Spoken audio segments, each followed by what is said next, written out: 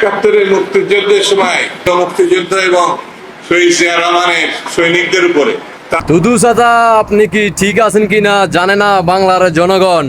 আপনারা জানেন কিনা আমার জানা মতে আমি জানি না।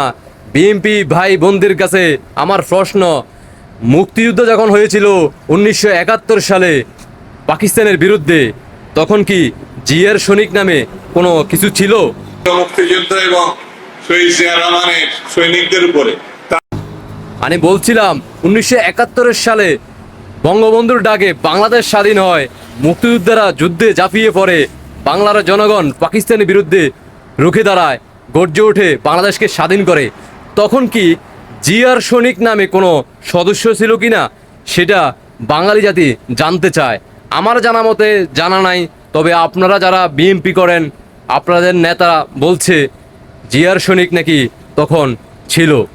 দুদু চাচা বলছে মুক্তিযুদ্ধ এবং শহীদ জিয়া রহমানের সৈনিকদের উপরে দুদু চাচার বয়স হয়ে গেছে। দুদু চাচা ডাকসু নির্বাচনে ফেল হওয়ার পরবর্তীতে বিএনপির অনেক নেতারা দেখতেছি আবল তাবল বকতেছে, লাইন ছাড়া বেলাইনে কথা বলতেছে, আর বাংলার মানুষ বিনোদন নিচ্ছে।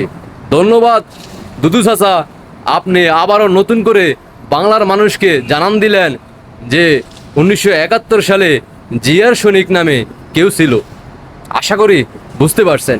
দেশবাসীকে দেখার সুযোগ করে দিবেন বিনোদন। দুদু ভাইয়া, দুদু চাচা, আপনার জন্য রইল শুভকামনা। ইনকলাব জিন্দাবাদ, পাকিস্তান জিন্দাবাদ হয়ে যাবে যে কোনো মুহূর্তে। জয় বাংলা, আল্লাহ হাফেজ।